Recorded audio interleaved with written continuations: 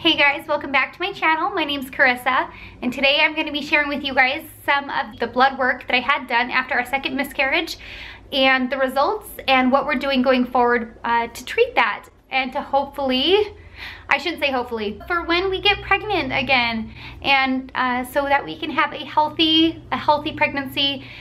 We love you, we're grateful for you, we're grateful for your support. If you want to subscribe, if you haven't, go ahead and give this video a thumbs up.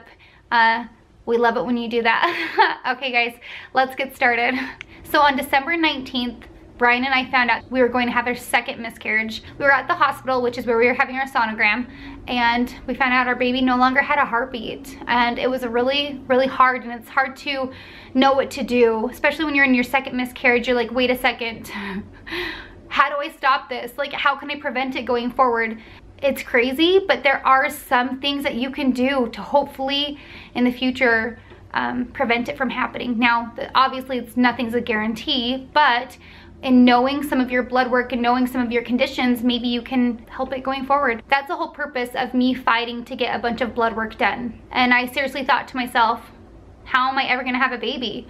First of all, it's taken me how long to even get pregnant? We finally get pregnant on our own, and then now we're losing the baby. Like, what is wrong with my body? What can I do? I need to have all of the blood work done in the world so I know what exactly is going on, because I know that there are underlying issues. And I've been in this infertility world long enough to know that, like, you don't just hop in and you get all of the blood work done possible.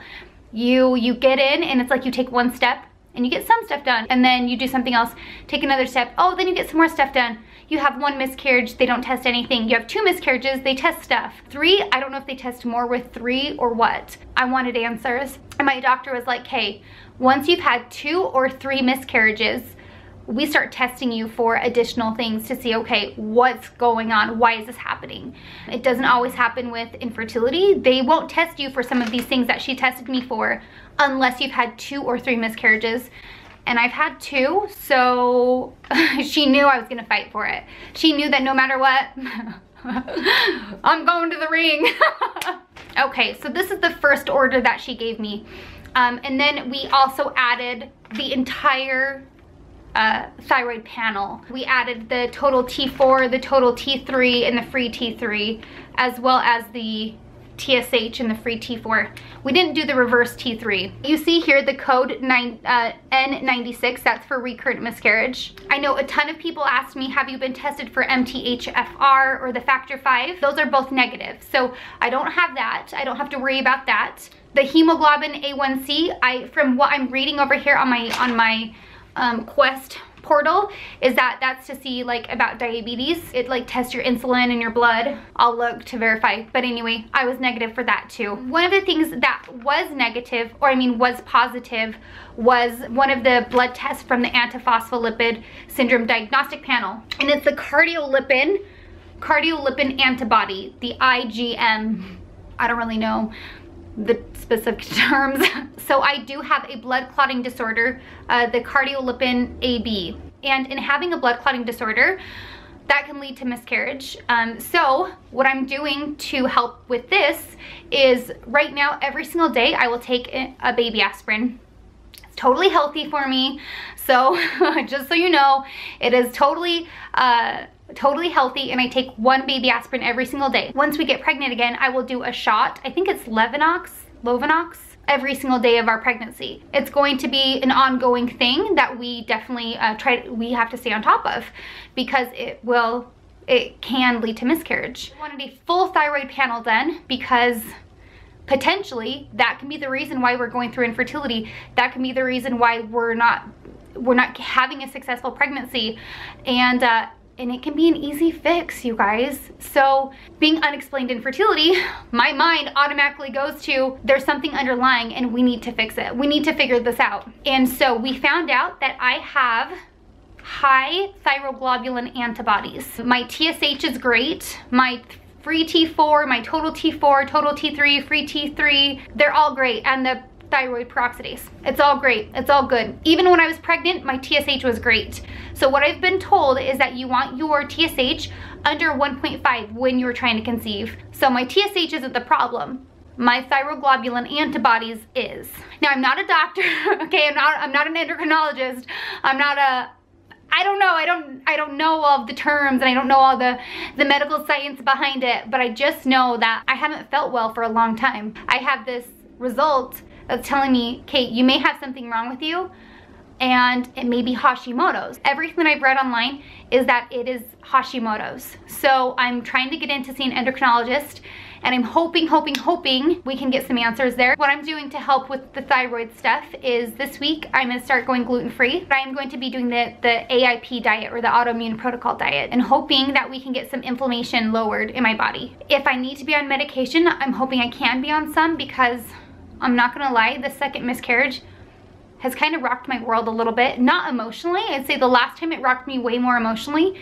This time, it's rocked my body. Like, I am so exhausted. It's like it's really, really impacted my my thyroid, or my hormones, and I'm having a hard time bouncing back. And this week it will be 5 weeks or so. Having those two answers really, really makes me happy, because a thyroid issue could potentially be the reason why we're not getting pregnant, and the blood clotting disorder could be why we're not carrying a baby full term, or both, like all of it combined. So it's like I don't want to say perfect storm, because it's definitely fixable.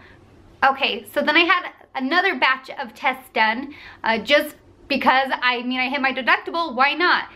If there are other things that could potentially be a reason why the pregnancy doesn't last, or I'm having a harder time getting pregnant, let's get them all done, right? So we also tested my prolactin, and that was fine, that was good. We tested my ANA, the autoimmune, wait, let me read it to you real quick. I have my thing up. It says, ANA IFA is a first-line screen for detecting the presence of up to approximately 150 autoantibodies in various autoimmune diseases. A negative ANA IFA result suggests ANA-associated autoimmune diseases are not present at this time, and mine was negative. So that's good to know that I don't have something underlying wrong as far as with that specific screen, right? The next thing that I had done was my vitamin D.